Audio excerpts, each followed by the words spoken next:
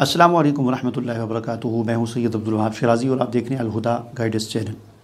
ناظرین، آج کی جو ویڈیو ہے یہ ویڈیو بہت اہم ہے، اور آج کی ویڈیو میں آپ کو قرآن کی کچھ ایسی آیات بتاؤں گا کہ جو آپ کو ہر قسم کی مشکلات سے نکال سکتی ہیں۔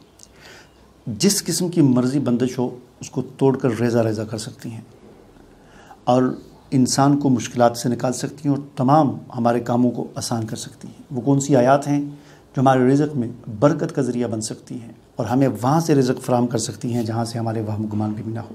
قرآن کی وہ کون سی آیات ہیں کہ جن میں وہ طریقہ بتایا گیا ہے کہ جس طریقے کو اختیار کر کے اللہ تعالیٰ بندے کو کافی ہو جاتا ہے۔ تو ظاہر ہے جب اللہ کافی ہو جائے تو پھر بندے کو اور کیا چاہیے، اس کی تو ساری مشکلات ختم ہو جائیں گی، حل ہو جائیں گی۔ تو یہ بہت اہم چیزیں آج کی اس ویڈیو میں آپ کے سامنے عرض کروں گا۔ تو چلیں بسم اللہ کرتے ہیں۔ تو ناظرین، 28واں پارہ ہے، سورہ طلاق ہے، اس میں اللہ تعالیٰ کا ارشاد ہے وَمَن يَتَّقِ اللَّهَ يَجْعَل لَّهُ مَخْرَجًا وَيَرْزُقْهُ مِنْ حَيْثُ لَا يَحْتَسِبُ وَمَن يَتَوَكَّلْ عَلَى اللَّهِ فَهُوَ حَسْبُهُ إِنَّ اللَّهَ بَالِغُ أَمْرِهِ قَدْ جَعَلَ اللَّهُ لِكُلِّ شَيْءٍ قَدْرًا۔ اسی طرح اسی سورہ میں اللہ تعالیٰ فرماتے ہیں وَمَن يَتَّقِ اللَّهَ يَجْعَل لَّهُ مِنْ أَمْرِهِ يُسْرًا۔ ٹھیک ہے جی، تو یہ وہ آیات ہیں کہ جن کا ترجمہ میں آپ کے سامنے پیش کروں گا، اور آپ کو اس سے بات سمجھ آ جائے گی کہ کس طرح ہمارے تمام مسائل حل ہو سکتے ہیں۔ اللہ تعالیٰ فرماتے ہیں وَمَن يَتَّقِ اللَّهَ يَجْعَل لَّهُ مَخْرَجًا، کہ جو تقوی اختیار کرے گا ہم اسے مخرج کہتے ہیں ایگزٹ، نکلنے کا راستہ، مخرج اسے کہتے ہیں۔ جو تقوی اختیار کرے گا ہم اسے مخرج عطا کریں گے۔ وَيَرْزُقْهُ مِنْ حَيْثُ لَا يَحْتَسِبُ، اور جو تقوی اختیار کرے گا ہم اس کو وہاں سے روزی عطا کریں گے جہاں سے اس کے وہم و گمان میں بھی نہیں ہوگا۔ اور تیسری بات فرمائی وَمَن يَتَوَكَّلْ عَلَى اللَّهِ فَهُوَ حَسْبُهُ، کہ جو توکل اختیار کرے گا، اللہ پر توکل کرے گا تو اللہ اسے کافی ہو جائے گا، پھر اس کو کسی اور چیز کی ضرورت نہیں ہے۔ اور چوتھی آیت میں فرمایا وَمَن يَتَّقِ اللَّهَ يَجْعَل لَّهُ مِنْ أَمْرِهِ يُسْرًا، جو تقوی اختیار کرے گا اللہ تعالیٰ اس کے کاموں کو آسان کر دیں گے۔ اب دیکھیں، یہ وہ آیات ہیں کہ ان آیات میں ہمیں دنیا کی تمام مشکلات کا حل بتایا گیا ہے۔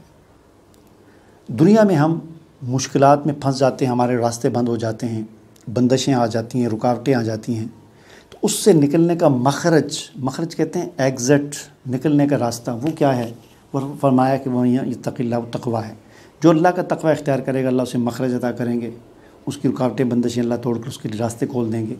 جو تقوی اختیار کرے گا اللہ اس کو بے حساب رزق عطا فرمائیں گے، اور جو اللہ پر توکل کرے گا اللہ اسے کافی ہو جائے گا۔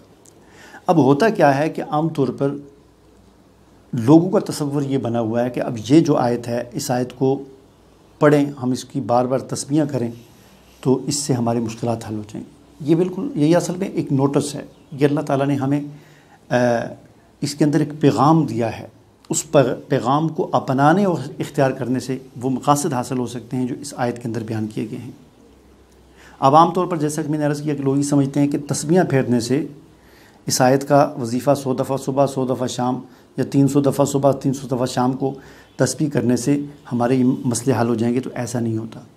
جیسا کہ میں نے عرض کیا کہ ایک نوٹس ہے، اس پہ ایک پیغام ہے۔ اس کی مثال آپ یوں سمجھے کہ جیسے کسی اسکول میں یا کوئی استاد وغیرہ ایک نوٹس لگائے لکھ کر، اور اس میں لکھا ہو کہ جو بچہ محنت کرے گا وہ کامیاب ہوگا، وہ پاس ہوگا، جو محنت نہیں کرے گا وہ ناکام ہوگا۔ تو اب کوئی آدمی، کوئی بچے اب کیا کریں، بچے سارے تسمیہ لے لیں اور اس نوٹس کو پڑھنا شروع کر دیں، جو بچہ محنت کرے گا وہ کامیاب ہوگا، جو بچہ محنت کرے گا وہ کامیاب ہوگا، جو بچہ محنت کرے گا وہ کامیاب ہوگا۔